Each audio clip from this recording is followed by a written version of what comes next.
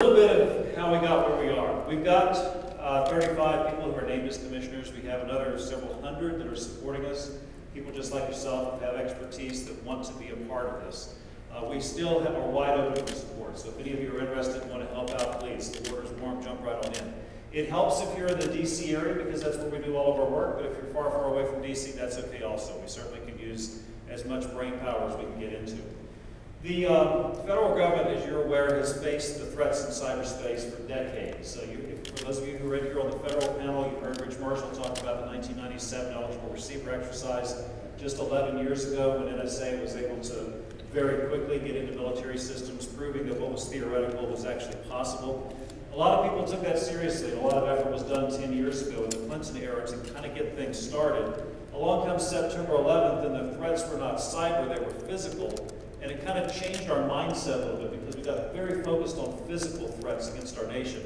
On September 10th, if you would have asked, what's next? What will the bad guys do to us? The answer likely in Washington would have been, why, it won't be cyber, because that's where we were. The dot-com world had just bubbled. We're still pushing towards getting all the networks built. On September 11th, the attacks were physical. There really was no cyber component other than the coordination amongst the 19 hijackers and then their group of more than 100 or so that were supporting them from the outside. Imagine, though, if the September 11th attacks had been coordinated along with disruptions in cyberspace, along with the capability of causing DNS disruption, BGP disruptions, making satellite communications go down, first responders unable to communicate with each other. Imagine what that would have done psychologically to this nation. Fortunately, the terrorists didn't do that. All they did was they carried out the airplane bombing, but just imagine where we would be today if that had happened. So the administration, since the early part of this decade, has been very, very focused on physical. We all feel this when we fly places, what we see with TSA and things like that. But all along, there's been this bubbling cyber concern. And much like eligible receiver back in 1997 began to get people's attention, what happened a little over a year ago and has resulted in a lot of change inside of Washington has gotten a lot of people's attention also. We realize now that we have been boarded. The bad guys are inside our servers. The enemy is eating in our mess hall, as we used to say in the Army. It's bad. It's really bad. And from the private sector, public sector, academia, international, doesn't matter where you are, we're all affected by this.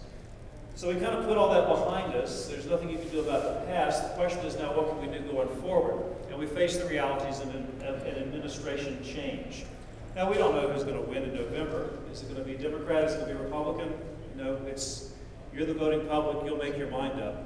You look at the polls, they're bouncing all over the place. But most pollsters who've done this for years will tell you it really doesn't matter until after the first part of September, so after Labor Day. Then you can start taking these things serious. But regardless of who wins, we still have to turn over to that transition team. This is the team that comes in after the election. They've got to do the job of converting the government over. It doesn't matter if it's Republican or Democrat. There is a new administration. A brand new team comes into Washington. They've got about 2 months, roughly, to convert over from the current administration to the new one. I can tell you right now, cyber is not at the top of their list. If you think about what the voting public is concerned about in November, the big issues, the things that you all think about when you're driving your car, when you're looking at your paycheck, everything else, except for what we do as our employment, you're not really thinking about cyber. And definitely if you ask your parents, your friends, relatives, and others, the big concern when you see in the headlines, gas prices and oil, illegal immigration, health care, education, all those classic issues. Do you see the lead story on CNN or Fox, something to do about updating your DNS servers? I mean, it's not out there. This is our world. So part of our job is we have to compete with all the other special interest groups because there are many in Washington who want to get the attention of this new administration as they're coming in with their little pet rock that they want those first 100 days or so of whoever is the president come January of next year that they'll focus on. But we have this really unique opportunity. I'm saying inclusively we, us, this big community of InfoSec professionals, to actually do a bit of difference. If you look back to the last administration change, if you go back 8 years to the fall or the summer of 2000, as the Clinton administration is coming to an end, again, we don't know who's going to come in next. Al Gore is running against George Bush. Either of them could have won. Remember the hanging chads and all that kind of stuff? Either could have come out on the other end, but there was no group doing what we're doing right now, trying to tee up cybersecurity as a national security agenda item, something that new president has to worry about. So for the first time, we're actually able to do this. And this is good news for us. We have the ability to put our agenda onto the plate along with all the other things the new presidency is going to worry about.